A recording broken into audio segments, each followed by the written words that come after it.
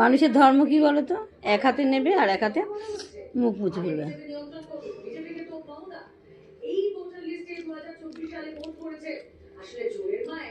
দেখো,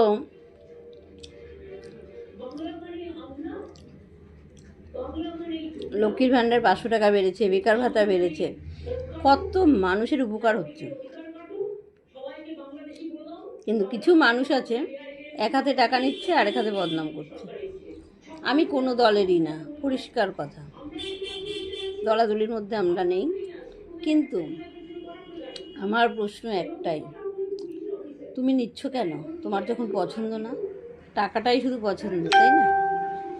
মানুষ কিন্তু এইরকমই, জানো তো, মানুষের দাম নেই, টাকার দাম।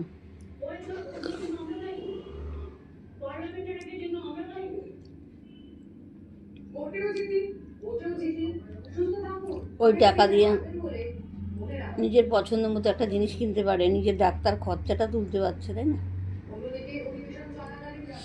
যদিও আমি পাই না সরকারি চাকরি বলে, আমি পাই না, কিন্তু যারা পায় তারা কিন্তু পেছনে বদনাম করে। আমার তখন ভীষণ রাগ হয়। যে কোনো মানুষ, সে কোনো মন্ত্রী হোক বা সাধারণ মানুষ হোক, যারটা খায় তার বদনাম করলে ভীষণ খারাপ লাগে, তাই না বলো?